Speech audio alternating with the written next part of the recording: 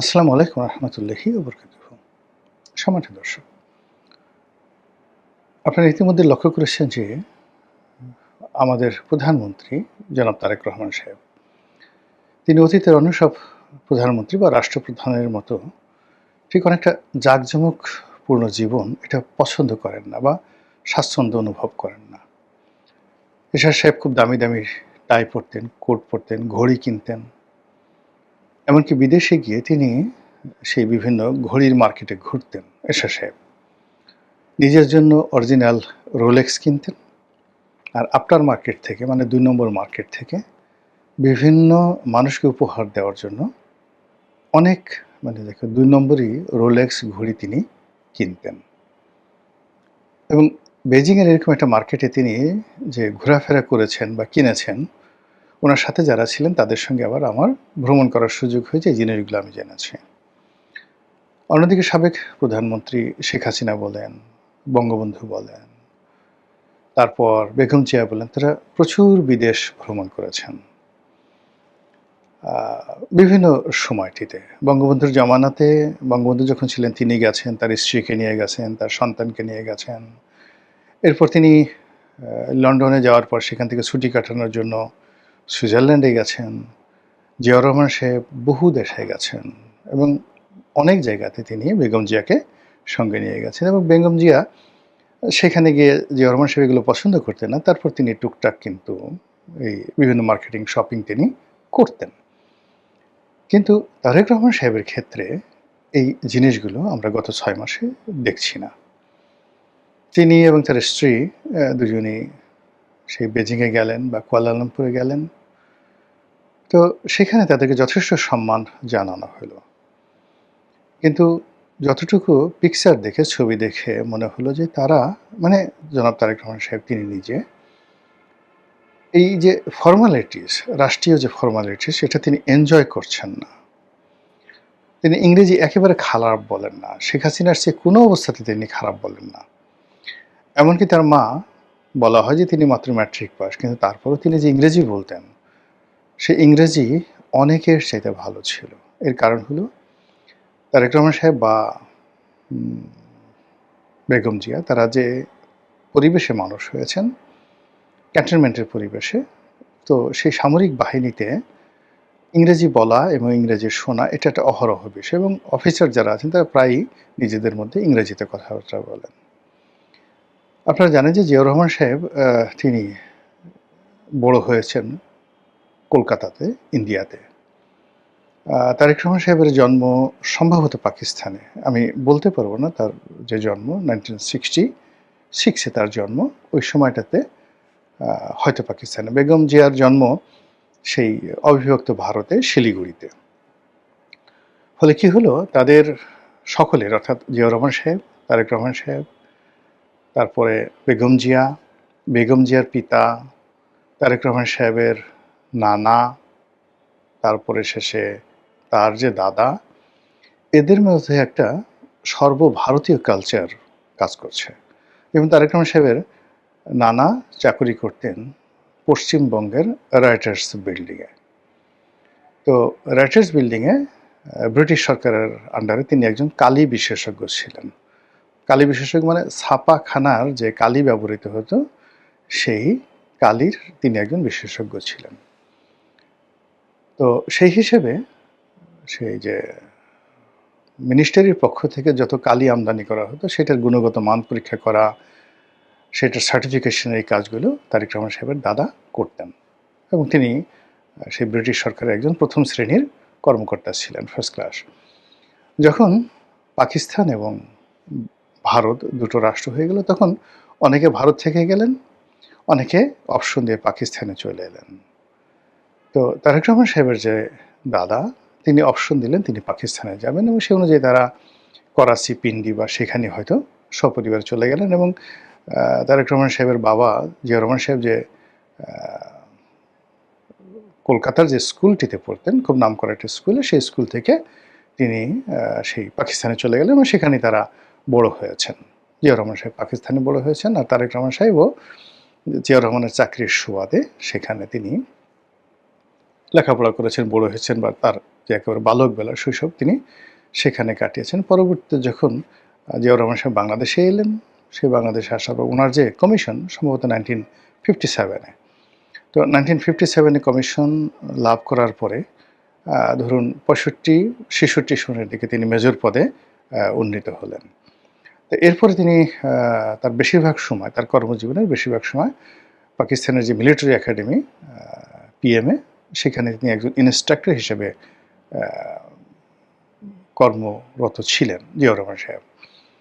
তো পড়াশোনা করেছেন পাকিস্তানে, কিছু অংশ ভারতে, থেকেছেন পাকিস্তানে, কিছু অংশ বাংলাদেশে, পরবর্তীতে স্বাধীন বাংলাদেশের। ফলে তারেক রহমান সাহেবের যে জেনেটিক ফরমেশন, এটা একটা মাল্টি কালচারাল, মাল্টি ডাইমেনশনাল, যেখানে ভারতের আলো বাতাস আছে, পাকিস্তানের আলো বাতাস আছে, শিলিগুড়ির আলো বাতাস আছে, বাংলাদেশেরও আলো বাতাস আছে, এবং সর্বশেষ তিনি লন্ডনের বাতাস নিয়ে এসেছেন। ফলে সেক্ষেত্রে তার মধ্যে তিনি যতই জড়তা দেখান না কেন, কিন্তু তার মধ্যে একটা আন্তর্জাতিকতা আছে, একটা সহজাত স্মার্টনেস আসছে, একটা ভদ্রতা আছে, একটা অ্যারিয়ান আর্যতা আছে, মানে একটা আর্য সভ্যতার ভাব আছে।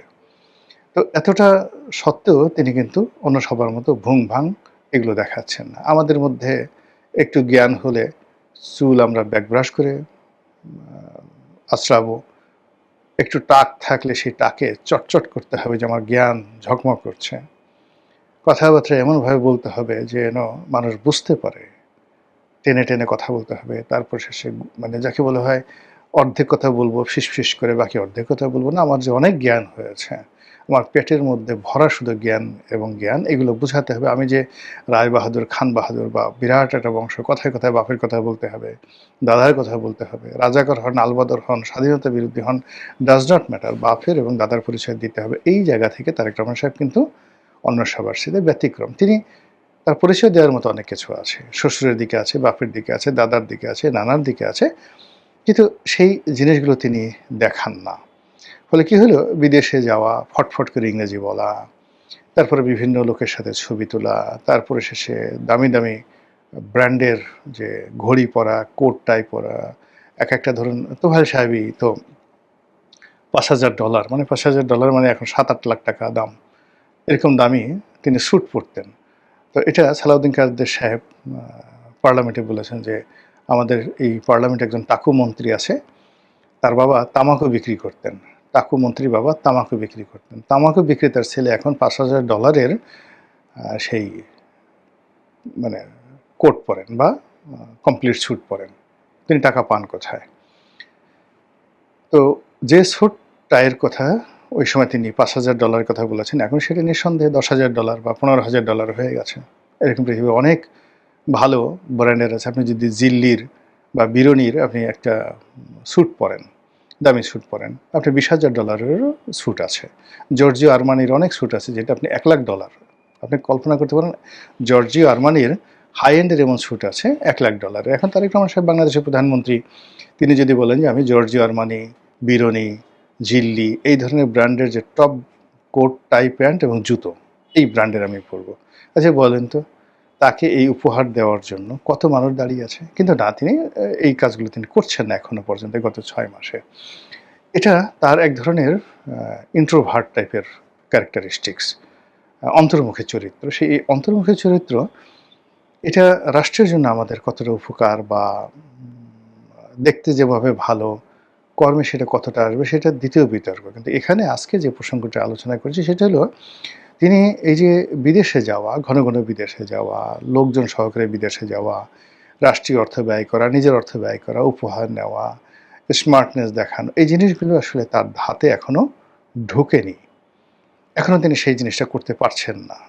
তার শুধুমাত্র একটা জিনিস আমরা বুঝতে পেরেছি, গাড়ি চালানো তার ভীষণ রকম পছন্দ, আর ভালো গাড়ি, এই ভালো গাড়ির প্রতি তার একটা দুর্বলতা আছে। এটা এই গত 6 মাস আমরা বুঝতে পেরেছি। আদার দেন তার অন্য কোনো দুর্বলতা আমরা এখন পর্যন্ত দেখতে পারিনি। তো সেই অর্থে এই যে ভারতে যাওয়াটা তার জন্য কিন্তু একেবারে জরুরি ছিল।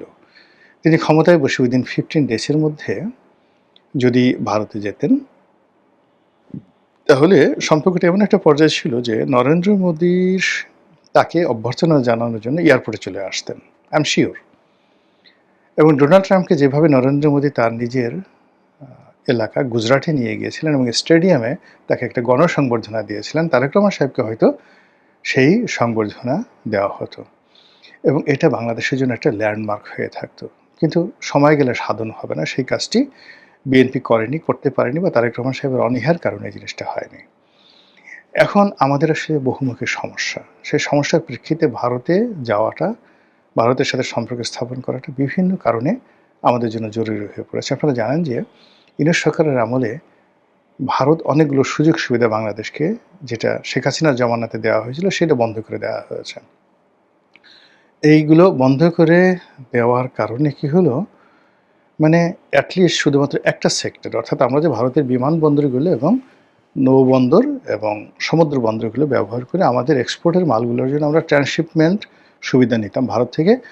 আর আমাদের যে ইম্পোর্টগুলো হতো, সেই অনেকগুলো ইম্পোর্ট আমরা ভারতের বিভিন্ন পোর্ট ব্যবহার করে এখানে মাল্টি মোডাল ট্রান্সপোর্টেশন, অর্থাৎ নামতো মুম্বাইতে বা কলকাতাতে বা হলদিয়াতে, আমরা সেখান থেকে রোডে, রেলে এই মালগুলো আনতাম ইম্পোর্টের ক্ষেত্রে। আর এক্সপোর্টের ক্ষেত্রেও একইভাবে আমরা ভারতে পাঠাতাম এবং ওখান থেকে সিতে, মানে সমুদ্রে বা ইয়ার আমরা পাঠাতাম, এবং এই কাজ করে শুধুমাত্র গার্মেন্টস সেক্টরে আমরা বছরে $1 বিলিয়ন, মোর দ্যান 12,000 কোটি টাকা আমরা শুধুমাত্র এই ট্রান্সশিপমেন্ট থেকে লাভবান হতাম, যেটা ইউনূস সরকার আমলে বন্ধ আছে এবং এটা এখনও বন্ধ আছে। অন্যদিকে বাংলাদেশ এবং ভারতের যৌথ বিনিয়োগে যে একটা এখানে রেল লাইন, তারপর এখানে ডিজেলের যে পাইপলাইন, এই জিনিসগুলো হয়েছে, এখানে আমরা ইনভেস্ট করেছি, যেগুলো সুদ গুনতে হচ্ছে। কিন্তু ভারতের সাথে যদি সেই চুক্তিগুলো নবায়ন না হয়, চুক্তিগুলো যদি চালু না থাকে, তাহলে এই পুরো ইনভেস্টমেন্টটা জলে যাবে, সুদ গুনতে হবে এবং ভারত থেকে আমরা ডিজেল পাবো না। এই যে দেখেন গত 6 মাসের বিভিন্ন ক্রাইসিসে আমরা যেভাবে ভারত থেকে ডিজেল পেয়েছি, পরিমাণে অত বেশি না, কিন্তু এটা ছাড়া কিন্তু আমাদের সর্বনাশ হয়ে যেত, সরকার টিকতেই পারতো না। যে পেট্রোল পাম্পগুলোতে যে সমস্যাটা হয়েছে, সরকার টিকতেই পারতো না। কিংবা এখন ধরেন সিএনজি নিয়ে, এলএনজি নিয়ে এখন যে সমস্যাগুলো হচ্ছে, এগুলো বাড়তে থাকবে আগামীতে। সরকার পরিস্থিতি সামাল দিতে পেরেছে, কিন্তু সেই যে সমস্যাগুলো তৈরি হয়েছে দুটো এলএনজি প্ল্যান্টে, এই সমস্যাগুলো আবার চলতেই থাকবে। এর কারণ হলো এখানে যে দুটো কোম্পানি, এই দুটো কোম্পানির উপর সরকারি কোনো প্রভাব নাই। একটা সামিটের, আর একটা হলো মানে এক্সিলারেট, সেই পিটার ডিহা সেখানে চাকরি করেন। তো অনেকে বলেন যে এই কোম্পানির সাথে আওয়ামী লীগের লোকজন জড়িত আছে, হোয়াট এভার মেবি। এই কোম্পানি দুটো যদি প্রবলেম করে, এলএনজিটা পুরোটা বসে যাবে। তো এক্ষেত্রে আসলে যাকে বলা স্ট্র্যাটেজিক পার্টনার, সেই স্ট্র্যাটেজিক পার্টনার দরকার বাংলাদেশকে যদি সার্ভাইভ করতে, এবং সেই পার্টনারটা অবশ্যই ভারত। ভারতের বাইরে কেবলমাত্র চীন আমাদের সেই পার্টনারটা হতে পারে, নট মোর দ্যান দ্যাট। কিন্তু সেই ভারতের সাথে সম্পর্কের ক্ষেত্রে অনীহা দেখা দিচ্ছে এবং নানা রকম ভয় এবং আতঙ্ক ছড়ানো হচ্ছে যে তারেক রহমান সাহেব যদি দিল্লিতে যান, তার জন্য নানা রকম ফাঁদ তৈরি করা হচ্ছে, তাকে বেইজ্জতি করার জন্য, তাকে অসম্মান করার জন্য, কিংবা দেখা গেল হোটেলে একটা অপ্রীতিকর ঘটনা ঘটলো, এবং বিভিন্ন রকম, মানে যাকে বলে ভারতীয় মিডিয়া তো বসে আছে। এখন এক মন্ত্রীর রুমে দেখা গেল যে কি বলবো, লাল ওড়না, বা ওই যে জামাতের যেই বদনামগুলো হচ্ছে, এরকম একটা বদনাম পত্রপত্রিকায় আসলো, কি যে একটা অবস্থার সৃষ্টি হবে। এই ধরনের কথাবার্তা সবাই বলার চেষ্টা করছে, যেই কারণে যে এগুলো ভারত করতে পারে। ভারত এরকম যেহেতু বিএনপিকে পছন্দ করছে না, তারেক রহমান সাহেবকে পছন্দ করছে না, ওখানে শেখ হাসিনা আছেন, এরকম নানা রকম চক্রান্ত করে ইমেজ সংকট ফেলতে পারে।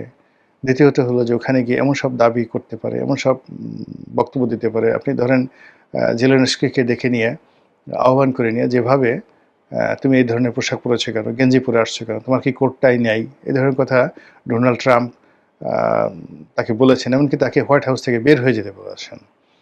তো এই যে একটা বড় রাষ্ট্র, সে যখন অহমিকা দেখায়, তখন ছোট রাষ্ট্রের পক্ষে আসলে কিছু করার থাকে না। এই অপমান সহ্য করেও জেলেনস্কিকে ট্রাম্পের সাথে সম্পর্ক রক্ষা করতে হয়েছে এবং যুদ্ধ এখন পর্যন্ত চালিয়ে নিতে হয়েছে। তো সেই ক্ষেত্রে ভারতের মতো একটা বড় রাষ্ট্র, বৃহৎ রাষ্ট্র, সেই রাষ্ট্রের সঙ্গে আমাদের সম্পর্কটা কেমন হবে, এটিকে অনীহা দিয়ে বা দূরত্ব তৈরি করে বা নিরাপদ দূরত্ব থেকে এই সমস্যাগুলো কি সমাধান করা সম্ভব? আমার জবাব হলো একেবারেই নয়। এখানে যেহেতু রাষ্ট্র পরিচালনায় আমরা এসেছি, মানে বিএনপি এসেছে, আমরা বলতে বিএনপির কথা বলছি, তারেক রহমান সাহেব এসেছেন। কাজেই এখানে রাষ্ট্রের প্রয়োজনে, জনগণের প্রয়োজনে নিজের ইগোকে বাদ দিতে হবে। আপনার ভালো না লাগলেও এখানে অনেক কিছু করতে হবে যেন রাষ্ট্রটা স্মুথলি চলে। এর কারণ হলো বিএনপির কোটি, কোটি নেতাকর্মী যদি কোনো কারণে স্লিপ কাটে বিএনপি, ক্ষমতা থেকে তারা চলে যায়, ফেইল করে, বিকল্প কোনো শক্তি আসে, সেটা অন্য তৃতীয় পক্ষ, চতুর্থ পক্ষ, এমনকি আওয়ামী লীগ যদি ফিরে আসে, পিঠের চামড়া তো দূরের কথা, কোনো জায়গার চামড়াই থাকবে না। কাজেই টিকতে হবে, বাঁচতে হবে, সারভাইভ করতে হবে এবং সারভাইভ করার জন্য যোগ্যতা অর্জন করতে হবে। এর বাইরে কোনো বিকল্প নাই। মহান আল্লাহ আমাদের সবাইকে হেদায়েত দান করুন এবং হেফাজত করুন। আসসালামু আলাইকুম ওয়া রাহমাতুল্লাহি ওয়া বারাকাতুহু।